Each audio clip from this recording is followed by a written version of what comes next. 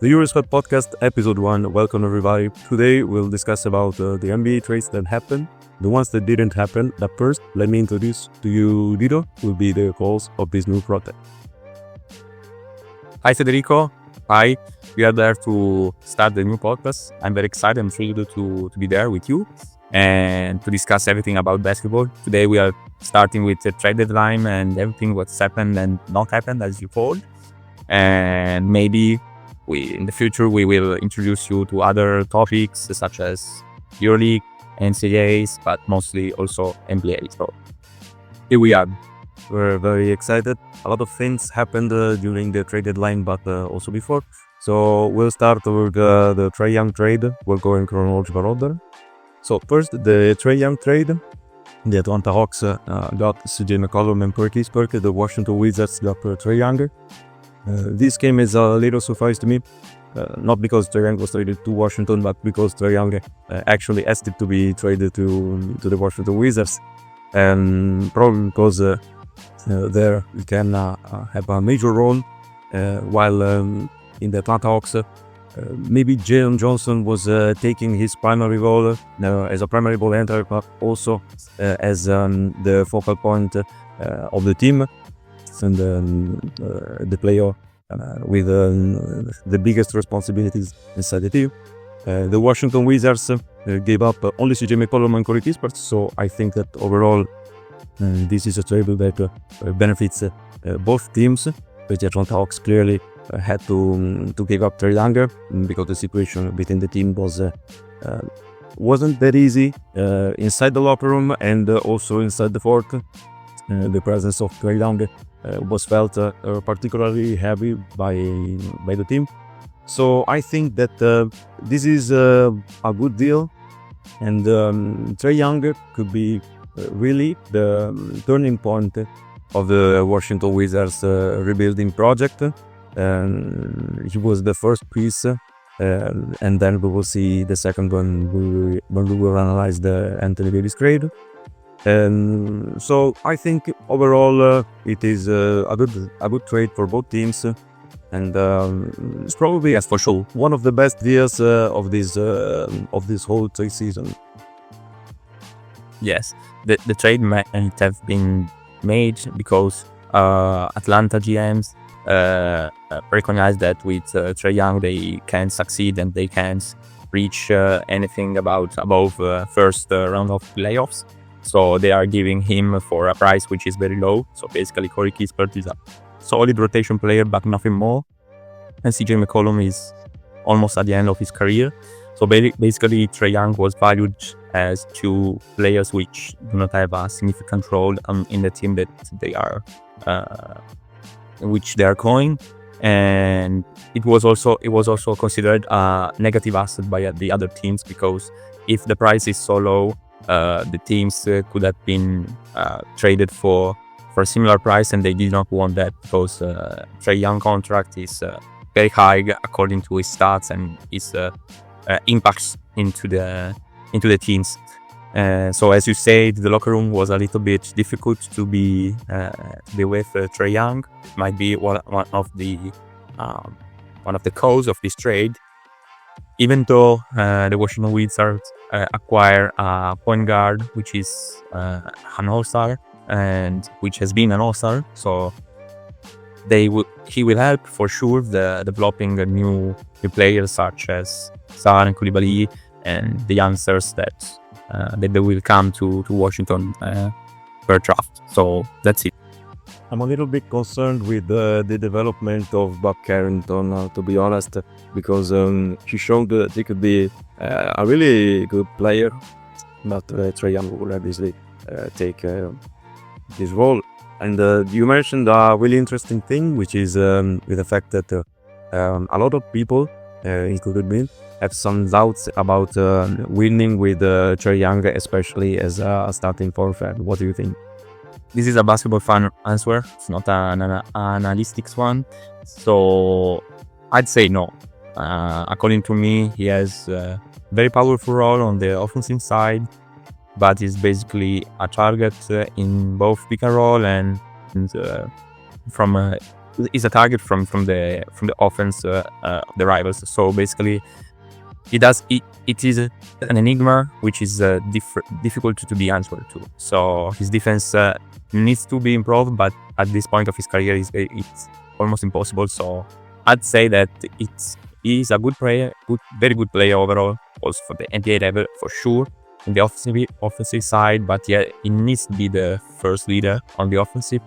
So it does stop the team to grow, and at the same time, he needs to be protected in a very strong manner from the defensive side. That could be helped by, as I told before, by Sar and Koulibaly, which they have very good defense, but I don't think that with him as a point guard, a team could reach anything like finals or conference finals or something like that. So, yeah, probably the conference finals reached in that 2021 straight season was more like a fluke than something that you can build on. But I agree, and I do have some concerns about pairing him defensively with a player like Trae Young. That you will see in the future what the Wizards will do with this lineup. So we can now go to analyze the Jaren Jackson Jr. tape. Yes, talking about defensive roles.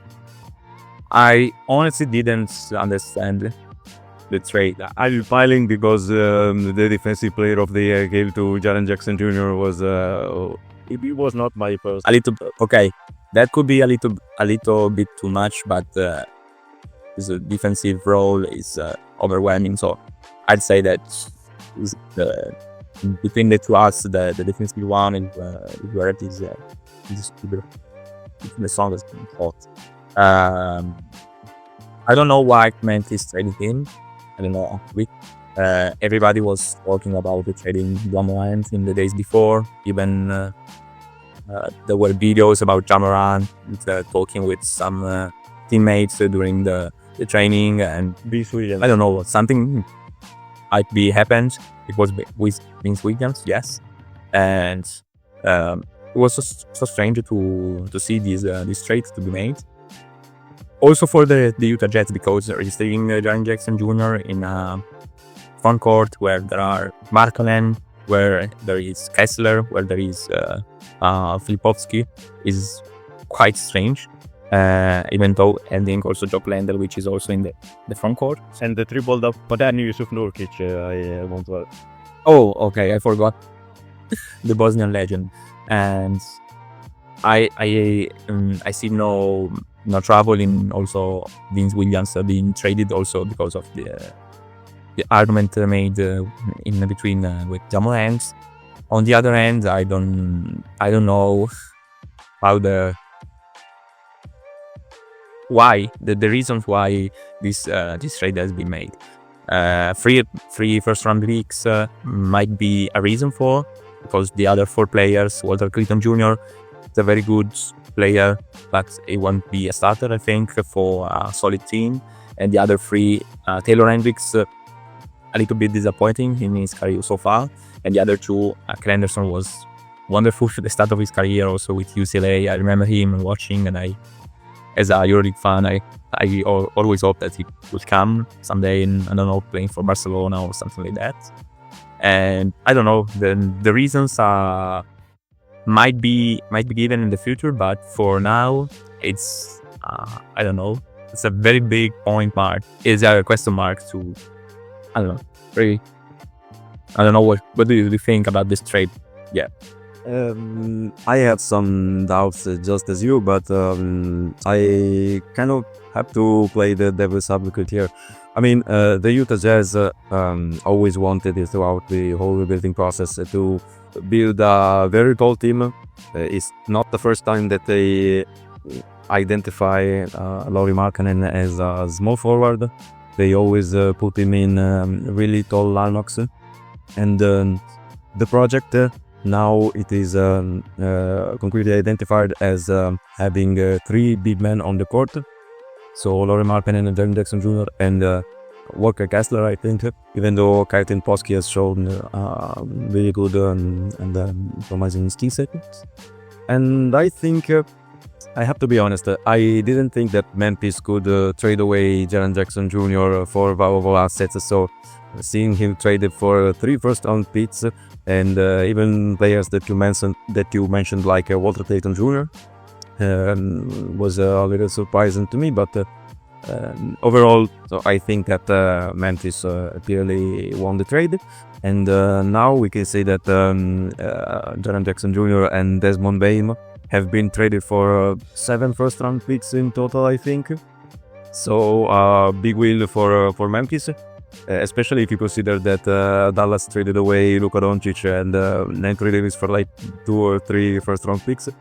But yeah, I think that the Memphis Grizzlies rebuilding project starts here.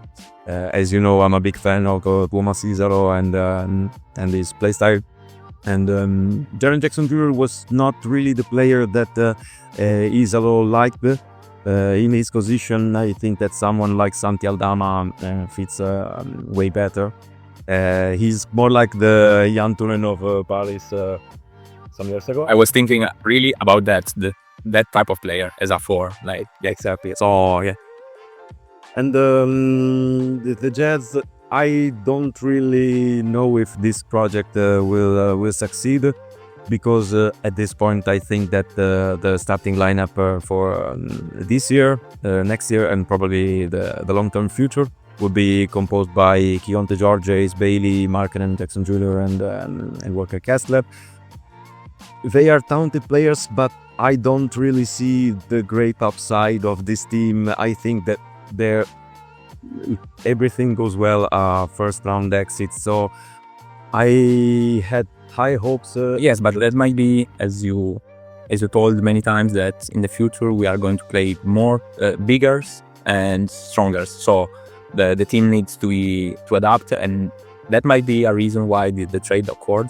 And so the Utah Jazz to be quicker than the other teams to adapt to these new trends. So that might be one of the reasons, even though the price is a little bit too high with the free first round picks. And that explains also why some other trades didn't happen, because if Jaren Jackson is worth 3 first round picks, I might have to think about the price for Antetokounmpo for something like that. But we will resonate in the future, so the very next future about some sources. Yeah, yes, I will agree with you. Some source even said that the Milwaukee asked for 6 first round picks for Giannis, which is something that not even the Oklahoma City Thunder could do. So we can now go to the Nikola Vucevic trade, which in my opinion might be one of the most useless trades in this whole trade deadline day. The Chicago Bulls received Anthony Simons and a second-round pick, while the Boston Celtics received Nikola Vucevic and a second-round pick. Nikola Vucevic is kind of a good addition for the Celtics because, as I analyzed in my page, the Celtics needed someone with skill sets similar to Luka Barza. I didn't think that the Linea Skate-Up project as a starting center could last very long. It produced good results in the beginning of the season, but as time went by, things were starting to look a little bit not that good for the Celtics. So I think that Nikola Vucevic is that kind of player that can fit really well into the zoom actions that the Celtics plays about under Mazzulla. He's a stretch 5, so it's, maybe a piece that can remind you of what Al Horford did, but the defensive side is completely different from Al Horford, even though Horford was a 37-year-old in the second stint when I joined Boston again. I don't remember. I used to come. It was not that young. And the Chicago Bulls acquired one of the 1,000 guards they decided to acquire in this deadline day.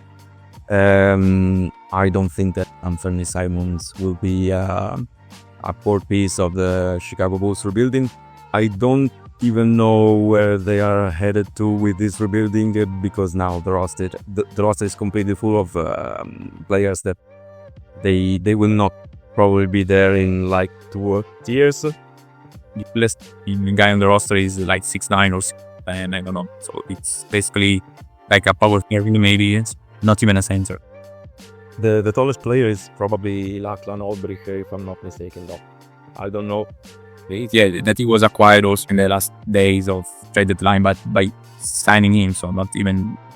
That says a lot. Really a lot. And so, yeah, I just know that the Bulls are going to build around Josh Giddey, and I'm not even that convinced about the probability of success of rebuilding around Josh Giddey.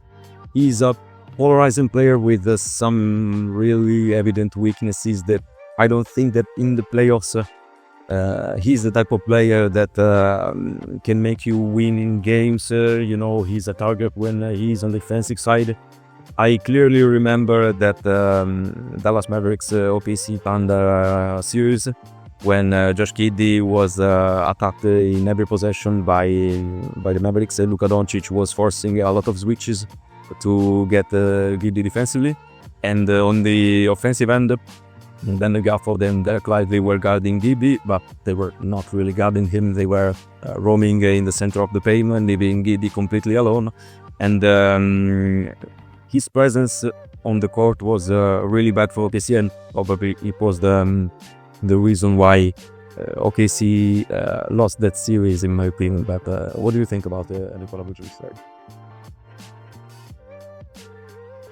I don't know. They might have to add some depth on the front court with Ani Masquita and Jordan Walsh. They couldn't succeed with something on the offensive side, even though Ani Masquita is very good on the defensive one. So they might have needed some rebounds and some points. And so putting in Nikola Vucevic for a really low price, because Anthony Simons wasn't really K starter or K role into the Boston Celtics rotation, is a really good deal for the Boston Celtics, which acquire old player but a useful one from the offensive roles on the offensive side. And Chicago Bulls, as always in the last few years, we don't know what they are actually doing. So I don't know. Maybe that's it. We'll see in the future if there's a reason why they made this trade. But for now, it basically is giving away Nikola Vucevic for something which they do not need. So just one thing before closing the Nikola Vucevic topic. I don't think that Jason Tatum is going to play this year's playoffs. So this move is probably good to have its results next year and probably in the next few years. But I even think that not having Jason Tatum to play this season is probably the right thing, because I've seen a lot of players that rushed their recovery process and came back way too early, and then they got injured again. So I don't know, what do you think about having Jason Tatum playing in the play zone, maybe in the last stages of the regular season of this year? But for me, probably having David to rest is the correct choice.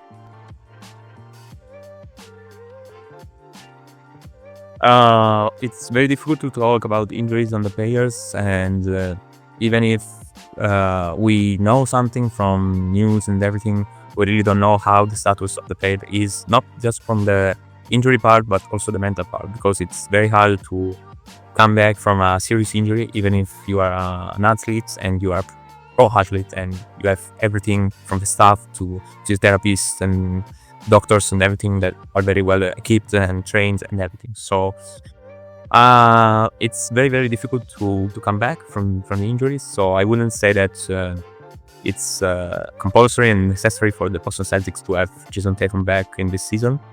And it might be useful for him to come back and play some games, but I wouldn't put him into like starting five and playing 30 minutes per night and everything and going playoffs and something like that. So maybe some quick stints, some playing with I don't know, not stronger teams, but maybe slower teams or maybe less physicality teams. I don't know. The staff will go into this, and yeah, that's it. So we can now get to one of the most controversial trades of this trading season. James Harden trade. I'll let you start. So I think that Cleveland won this trade. That might be a little bit unexpected, but according to their salaries, so the money they are taking this year, Darius Garland and James Harden basically took the same amount of money, maybe a little bit too much, a little bit more for James Harden, but they are on the same payroll. So basically, James Harden is a stronger player with creating shots from drives, and even more, Darius Garland was a little bit too injured. It was injured a little bit too much this year. So even though he has 10 years less, I think, almost maybe 8 or 9, I don't know. He has been prone injury a little bit too much this year, and so Cleveland Cavaliers also taking into the fact that Eastern Conference isn't too powerful this year. With just the Knicks has been seen as contenders, and the Philadelphia 76ers being far away, the Celtics without Jason Tatum and everything. So they might need to take the possibility and take the chance to go to the NBA Finals and see what's going on and what will happen. So putting James Harden in is a very good trade for me, even though it could be like a 1 year or maybe 2 year span of this trade. And the lack of this trade is that James Harden will be, even well as Donovan Mitchell will be targeted by the offenses. Mobley and Allen can help with that for sure, and Cleveland has to redesign the defensive schemes and everything because of that. But there will be like a couple of months and then going into the playoffs with something which is tailored and designed around them. So for me, a very good trade won by the Cleveland Cats. I don't know the Clippers. They might have to leave James Harden. I don't know. Also receiving just a second round pick is a little bit too much for me, but I don't know. They might start with Darius Garland, a new team also built around him, and leaving James Harden and having troubles with Kawhi Leonard, also trading Ivica Zubac. Also, all in the same trade line could be a reason to do that. So yeah, that's my opinion. What about you? You mentioned the Ivica Zubac trade, and I want to start this analysis with a question, which is, what are the LA Clippers doing? Because they traded away James Harden, they traded away Ivica Zubac, and they kind of started a rebuilding project after they won probably 16 of their last 20 games or something like that. So it was probably their best moment of the season, because they started really bad, but they figured things out, and they seem to be aiming for the playing spot, and then maybe not really a contender, but you have to kick the Clippers out with James Harden, Zubac, Kawhi Leonard, and a lot of really good players. So nobody wanted to play them, probably, especially if they got a lower seed. But at this point, they traded James Harden. They started probably a rebuilding project, and they do it around Ben Mathurin, that we will see later. But they chose Darius Garland as the point guard of the team. I also think that just a second round pick, maybe it is not really enough, but also because Darius Garland, as you said, is an injury prone player, and I had some concerns about the Cleveland Cavaliers, especially on the defensive side, with Donovan Mitchell and James Harden paired together. They don't really have a on-to-attack defender, maybe Jalen Tyson, but he might defend against the taller players. But on the other end, Atkinson usually played with the two of Darius Garland and Donovan Mitchell, and Jarrett Allen and Evan Mobley. So a pair of one big man and one guard together. So probably James Harden and Donovan Mitchell won't play a lot of minutes together, but they will definitely close the games. So the concern is still there. And as you said, this is probably a short-term move. The Eastern Conference is weak, and they might be now the best team in the Eastern Conference. I'm not totally sold on the Knicks, and as you said, the other teams have really big weaknesses. So Cleveland might get away with a final spot in the end with this trade, but I don't know if that's enough, and probably it isn't enough to compete with teams like the Denver Nuggets, the OKC Thunder, but even the Houston Rockets or some other teams of the Western Conference. But Donovan Mitchell has yet to sign a contract extension, so maybe this is a move that is trying to convince him to commit to Cleveland on the long term. But we'll see. I'm not really convinced about this move on both parts, so we'll see. So this was the second trade of the Washington Wizards, the second big trade of the Washington Wizards, and the big man that will play with Trae Young will be Anthony Davis. The Dallas Mavericks probably have made another bad move after trading away Luka Doncic 1 year ago. This time is not Nico Harrison, but I don't know. Trading away Anthony Davis at this point, where his value, his market value, was not that high, I'm not sure if it's the right thing. Even if you consider that him, Kyrie Irving, and Cooper Flag hasn't even played a game together.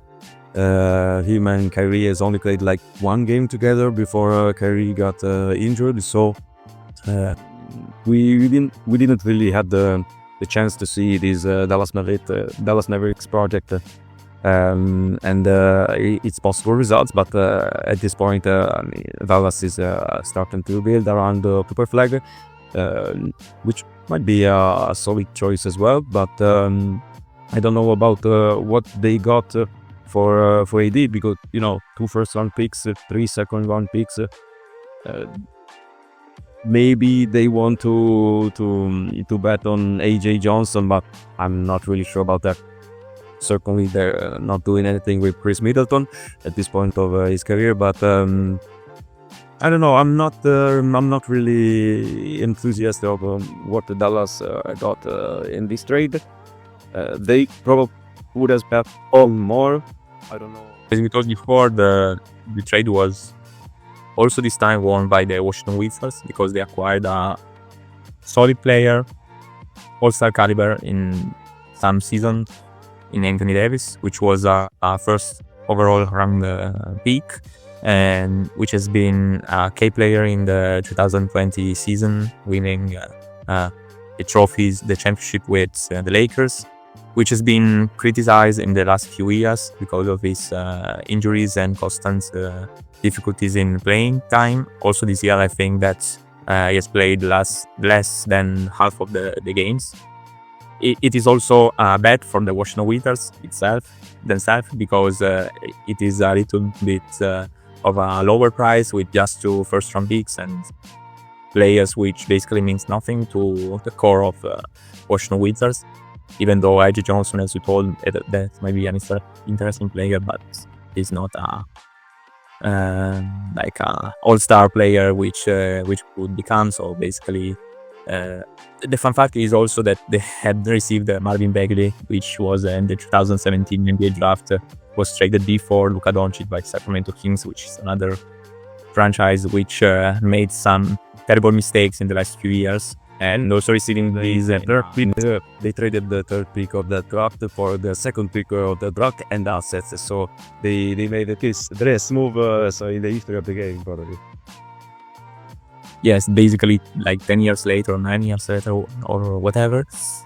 And I don't know, actually, as you told before, they might have wanted to build something around Cooper Flag, which in the last few weeks is performing out of the blue. So his recent points, like maybe 35 points per game, so something very, very strange, but in a positive way for a rookie. And yes, that's basically it. The Washington Wizards acquired Anthony Davis, and they might have him to teach something to the younger players. And I don't know. Always according to the Euroleague fan, which is in me, Dan Texum is. I expect him to return to the parts which this year needed him a lot. Basically, that's it. Also, D'Angelo Russell, I think that has been cut from the roster of Washington Wizards. So it would be interesting also to see if it was the last contract of his long career.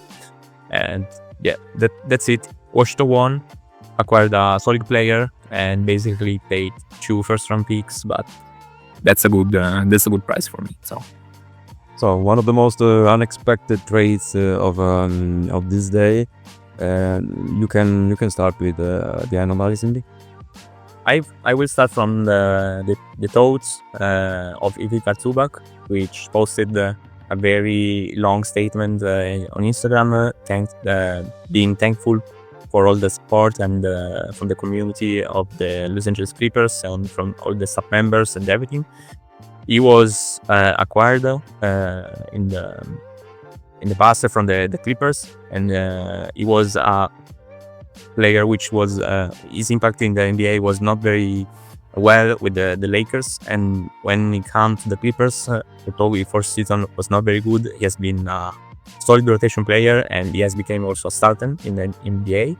And in the last few years, his impact has been very, very good, and as reason as one of the most powerful centers in the entire NBA.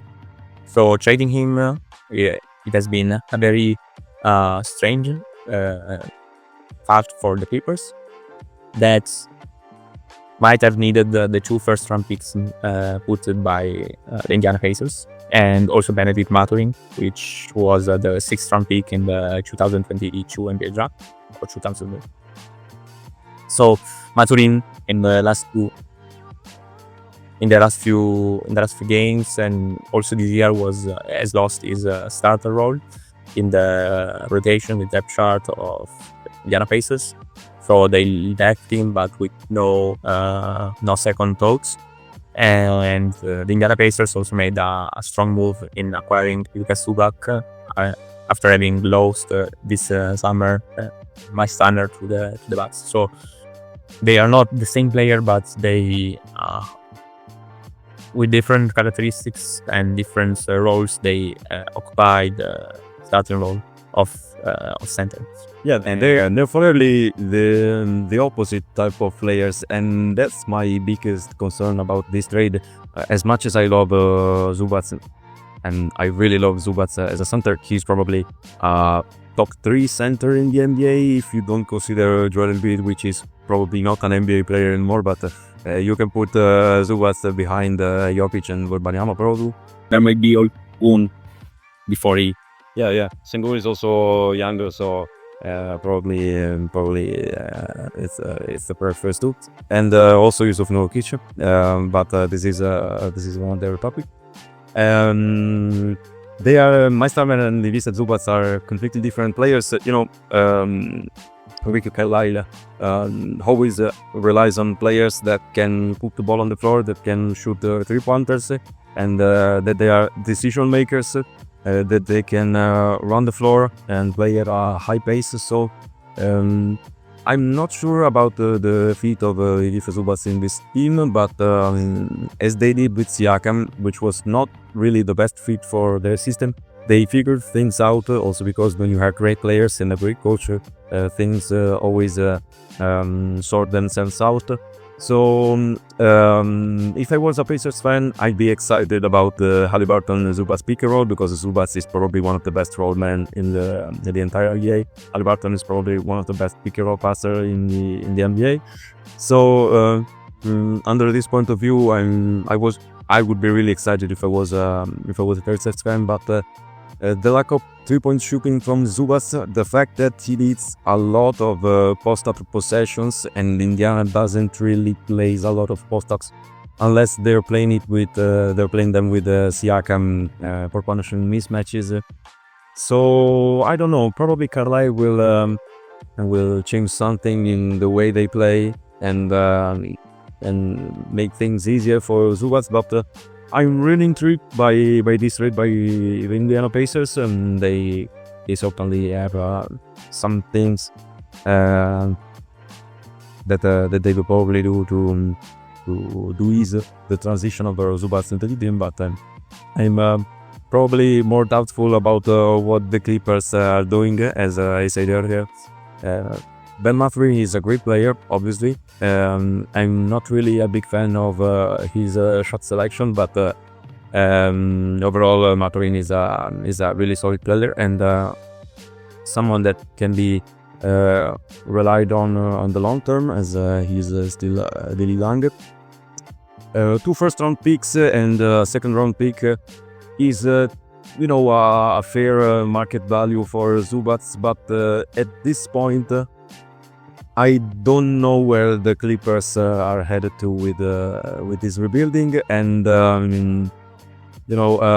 it is kind of strange that they, in just like 24 hours, they traded away James Harden, they traded away Ivica Zubac, but they didn't trade away Kawhi Leonard. And the fact that these 2 key players were traded away in that short stint of time might lead us to some conclusions about maybe the Kawhi Leonard aspiration controversy. I don't know what is your opinion about that, but for me it's kind of fishy, kind of strange. I think that the main reason because Kawhi wasn't traded is simply no other teams want to be involved with these things, and if he's going to be suspended by the league, it would be affected in the new team that is going to. So basically, no new teams wants to be involved in that, and I completely understand why they are not picking him up. And so basically that's it. So if he has to be suspended, it will be with the Clippers, and there might be another team later that is going to take him, but for now it's impossible. So this was all for today. An exciting trade season in the NBA has come to an end, and this first episode of this new podcast has come to an end as well. I don't know if you have something to add. Yeah, so we can add that NBA has been, since we were children, yes, it has been a players league. So players decide whether they are going to. It was all started with the 2012 decision made by LeBron James, with the decision to go move his town to South Beach and everything. So every player has been considering himself as a center of everything and moving himself from team to team, putting pressure on the team to be traded and everything. So we have seen this with KD, with Irving, with Harden, with Lillard, going to the Bucks and everything. So just to putting some names into that. So that might be also other names that are not occurring to my mind right now. And we've seen maybe in the last few seasons, and especially in the last one trade deadline, that this type of behavior is not very well accepted by the teams anymore. So we are talking obviously about Giannis and Antetokounmpo with the Bucks and Ja Morant with the Grizzlies, which their behaviors, especially the Giannis one in the last few moments of the trade line, and Ja Morant maybe in the last few months, and I say maybe a couple of years, has not been very well tolerated by the other teammates, and especially from the GMs. So that would be also a sign for other players to behave in a different way, and they might have to rethink their strategy if they want to be traded to other teams. So that could be an end point where the players are not putting so much pressure on the teams to be traded, and the teams can decide autonomously whether a player needs to be traded or. Yeah, or maybe there are two different situations, but with some similarities. So probably Giannis handled the situation not really well, because he may wanted the trade, but didn't want the fans to know that he requested a trade. So he kind of played these two roles at the same time, and probably the franchise utilized this double version of the facts to not trade him, and basically to say, okay, you didn't want to be traded, so we didn't trade you, because they didn't even strengthen the team. They had that Cameron Thomas via out with the Nets, but he's not really enough. They made the play-in together with the teams that historically made the play-in, so the Bulls, the Hawks, and the Heat. But the Milwaukee Bucks are not a contending team. They're not a rebuilding team, and people knew it also this summer when the team was clearly being around Antetokounmpo, but that without Antetokounmpo it couldn't function for short. It was way weaker than the other teams built around Antetokounmpo throughout his full tenure with the Milwaukee Bucks. So I don't really know where the Milwaukee Bucks project is going. I don't really know if you can rebuild something with Doc Rivers as a head coach. Probably not, but they fired Adrian Griffin with a really positive record to hire him. So probably they have a plan that we don't know, and that most of the people don't know, but it is what it is.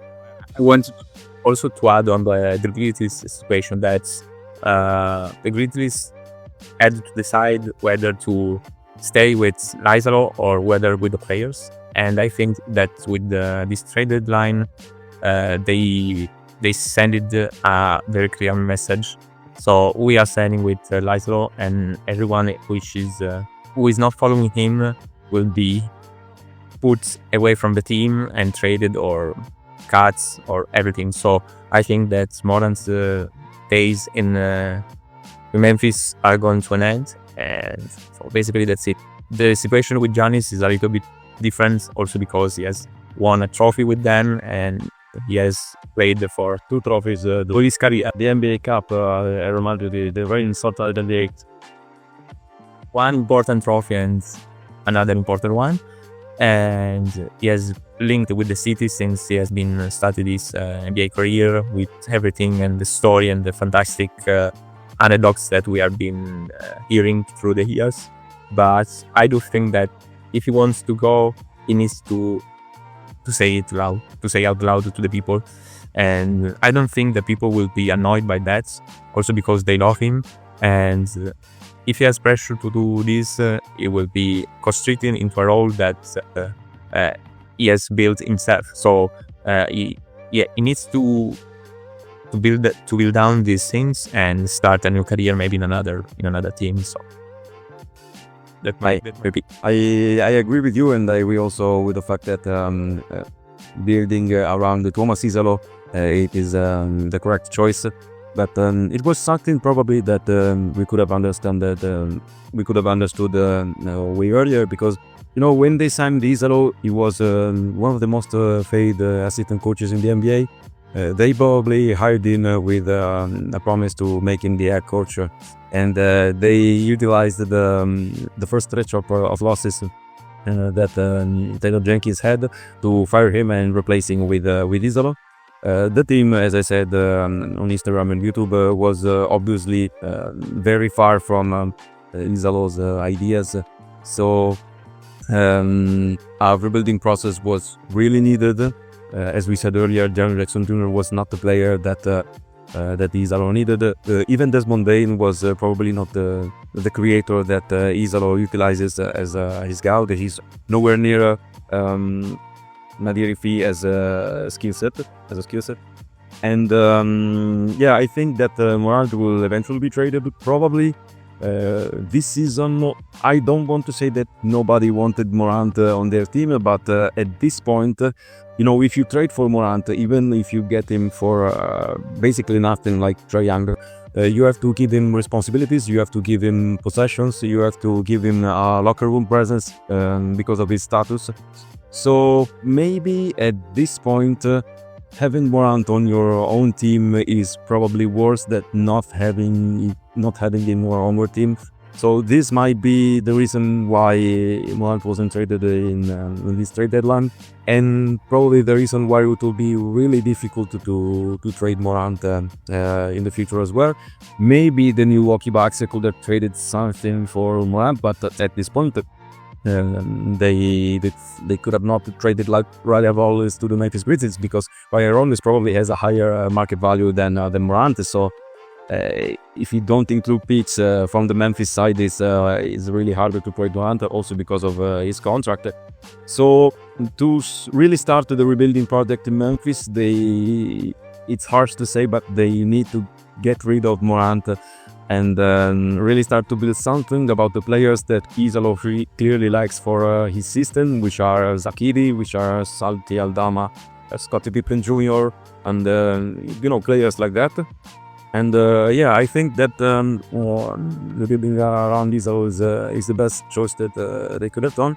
And I'm really curious to see what they will do in the next future, especially in the next draft. So this was really all for today.